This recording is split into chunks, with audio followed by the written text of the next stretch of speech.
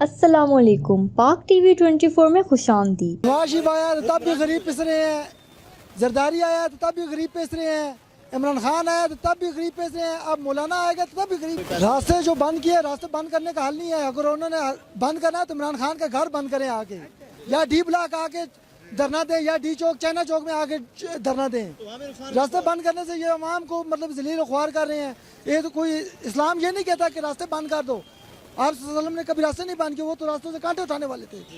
ये तो कोई इस्लाम नहीं है ना, इससे कोई इस्लाम तो नहीं कहते। क्या कभी आके इस्लामाबाद बन गए, कभी हमें ये तो खराब हो रहा है, मैं तो खराब हो रहा है। मैं तो मौलाना साहब को ये मैसेज देता हूँ, अगर धरना देना है तो आके इमरान खान के घर के आगे बैठ के दे, बनी गाला में। एक को 5 साल पूरा करने दें। पहले तो इमरान खान ने ये मतलब शुरू किया ना धरने, अभी उसको 5 साल पूरे करने दें, फिर इलेक्शन लड़े। इलेक्शन लड़ने के बाद फिर जो बंदा बन जाए फिर वो दूसरे को घसीटे कि भाई अब आओ तुम हिसाब दो, ठीक है ना। इस तरह से नहीं है।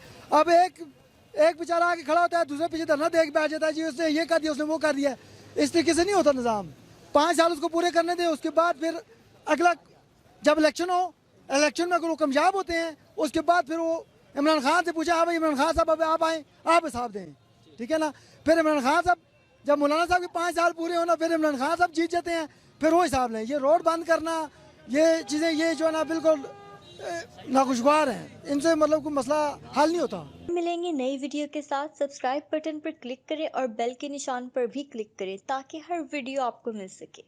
अपना ख्याल रखिएगा। अल्लाह हाफ़िज़।